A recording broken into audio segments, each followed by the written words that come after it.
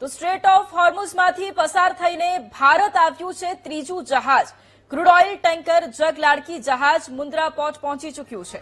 ભારતીય ધ્વજ સાથે મુન્દ્રા સ્થિત અદાણી પોર્ટ પર આ જહાજ પહોંચ્યું છે। 80,886 મેટ્રિક ટન ક્રૂડ ઓઇલ સાથે ટેન્કર આવ્યું છે। યુએઈના ફુજેરા બંદર પરથી લોડ થઈને અને ભારત આ જહાજ પહોંચ્યું છે। આ ટેન્કરની લંબાઈ 274.19 મીટર છે અને પહોળાઈ 50.4 મીટર ડેડ વેટ ટનેજ અંદાજે છે।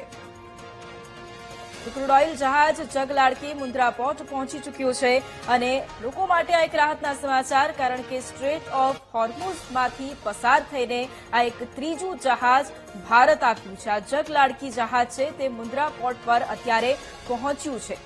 સ્ટ્રેટ ઓફ હોર્મુઝમાંથી પસાર થઈ અને આ ત્રીજું જહાજ છે કે જે ભારત માટે પહોંચ્યું છે। 80,886 મેટ્રિક ટન ક્રૂડ ઓઇલ સાથે આ ત્રીજું જહાજ ભારત પહોંચ્યું છે। આ પહેલા ગેસને લઈને અનેક સવાલો થતા હતા, પરંતુ સ્ટ્રેટ ઓફ હોર્મુઝમાંથી ભારતીય જહાજોને પસાર થવાની મંજૂરી આપવામાં આવી હતી, એટલે ત્યાં એક રાહતનો શ્વાસ લોકોએ લીધો હતો અને હવે આ એક ત્રીજું જહાજ છે જે ક્રૂડ ઓઇલ લઈને પહોંચ્યું છે મુન્દ્રા પોર્ટ। અને આજ મુદ્દે સંવાદદાતા મયુર ફોન લાઈન પર છે। મયુર, સ્ટ્રેટ ઓફ હોર્મુઝમાંથી પસાર થઈ અને ફરી એકવાર ત્રીજું જહાજ જગલાડકી ભારત ખાતે આવ્યું છે, શું જાણકારી અત્યારે? જી વૈભવી, ભારતીય ધ્વજ ધરાવતું ક્રૂડ ઓઇલ ટેન્કર જગલાડકી સફળતાપૂર્વક મુન્દ્રા ખાતે પહોંચી આવ્યું છે। ગુજરાતના અદાણી પોર્ટ મુન્દ્રા પર ટેન્કર સલામત ડોકિંગ કરવામાં આવ્યું છે।